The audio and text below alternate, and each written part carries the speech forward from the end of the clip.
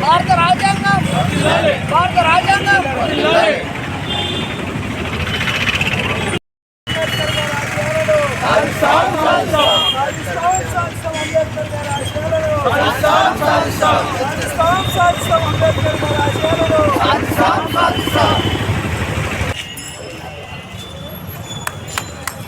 వర్ధిల్లాలి భారత రాజ్యాంగం, వర్ధిల్లాలి భారత రాజ్యాంగం, వర్ధిల్లాలి భారత రాజ్యాంగం, సాధిస్తాం అంబేద్కర్ రాజ్యాంగం.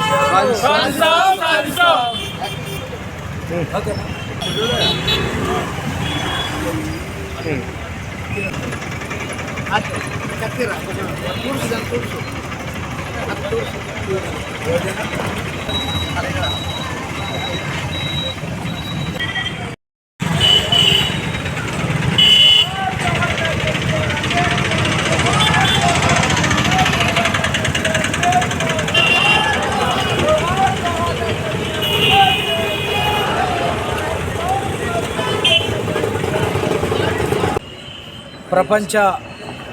దేశాలలోని రాజ్యాంగాలన్నిటిలో చారిత్రాత్మకమైన ప్రజాస్వామిక రాజ్యాంగాన్ని బాబాసాహెబ్ డాక్టర్ బిఆర్ అంబేద్కర్ గారు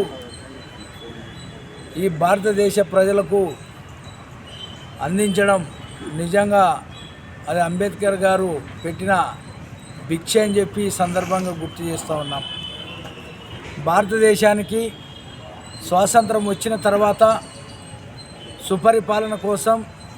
స్వపరిపాలన కోసం రాజ్యాంగం రాసుకోవాలని ఈ భారతదేశ పెద్దలకు ఆలోచన వచ్చినప్పుడు రాజ్యాంగ పరిషత్తు రాజ్యాంగ రచన ప్రక్రియ కోసం ఈ రాజ్యాంగ పరిషత్తు రాజ్యాంగ రచనా కమిటీని 7 మంది సభ్యులతో కలిసి బాబాసాహెబ్ డాక్టర్ బిఆర్ అంబేద్కర్ గారు డ్రాఫ్టింగ్ కమిటీ చైర్మన్గా మరి నియమించి ఈ 7 సభ్యుల కమిటీ 2 సంవత్సరాలు 11 నెలలు 18 రోజులు అహర్నిశలు శ్రమించి 1949 నవంబర్ 26న రాజ్యాంగ పరిషత్తుకు అప్పజెప్పితే రాజ్యాంగ పరిషత్తు 1949 నవంబర్ 26న ఆమోదించడం జరిగింది. మరి రాజ్యాంగ రచనా కమిటీలో 7 సభ్యులు నియామకం జరిగితే ఒకరు చనిపోతారు, ఒకరు అమెరికాలో ఉంటారు, ఒకరు రాజకీయాల్లో తనమునుకలైపోతారు, మరిద్దరు ఢిల్లీకి దూరంగా ఉండడంతో ఈ రాజ్యాంగ రచన ప్రక్రియ అంతా బాబాసాహెబ్ డాక్టర్ బిఆర్ అంబేద్కర్ గారి భుజాన మీదే పడడం వల్ల మరి చాలా అహర్నిశలు నిద్రలేని రాత్రులు గడుపుతూ మరి అనేక దేశాల రాజ్యాంగాలని సునిశ్చితంగా పరిశీలించి మరి అధ్యయనం చేసి వాళ్ళ రాజ్యాంగాన్ని ఆమోదించడం వల్లే ఈరోజు ఈ భారతదేశంలో పౌరులకి స్వేచ్ఛ, సమానత్వం, సౌభ్రాతృత్వం వంటి హక్కులను కూడా మరి ఇచ్చినటువంటి గొప్ప రాజ్యాంగం ఏదైనా ఉందా అంటే అదొక భారత రాజ్యాంగం. అదేవిధంగా సర్వసత్తాక, సామ్యవాద, లౌకిక, ప్రజాస్వామ్య, గణతంత్ర వంటి లక్షణాలను, విశిష్ట లక్షణాలను కూడా మన భారత రాజ్యాంగం అందించింది. అందుకే ఇవాళ రాజ్యాంగ దినోత్సవం వేళ సుప్రీంకోర్టులో కొంతమంది మతోన్మాదులు వేసినటువంటి పిటిషన్, ఆ పిటిషన్ ఏమంటే లౌకిక, సామ్యవాద పదాలను తొలగించాలని చెప్పి పిటిషన్ దాఖలు చేస్తే ఈరోజు సుప్రీంకోర్టు ఈరోజు దాన్ని కొట్టివేయడం అంటే రాజ్యాంగం పట్ల ఉన్న గౌరవం అని చెప్పి కూడా ఈ సందర్భంగా గుర్తు చేస్తూ ఉన్నాం. మరి ఈ నేపథ్యంలో ఈ రాష్ట్రంలో మరి చంద్రబాబు నాయుడు గారే అంబేద్కర్ గారి ఆశయాలను కొనసాగించే నాయకుడు అని చెప్పి మేము సగర్వంగా చెప్తా ఉన్నాం. ఎందుకంటే మీరు గమనించండి, చరిత్రలో మునుపెన్నడూ లేని విధంగా 2024 అసెంబ్లీ బడ్జెట్ సమావేశాల్లో అన్ని వర్గాలకు ప్రాధాన్యత ఇస్తూ మరి సామాజిక న్యాయం పాటిస్తూ 2,94,427 కోట్ల రూపాయల నిధులను మరి బడ్జెట్లో రూపొందించి ఎస్సీలకు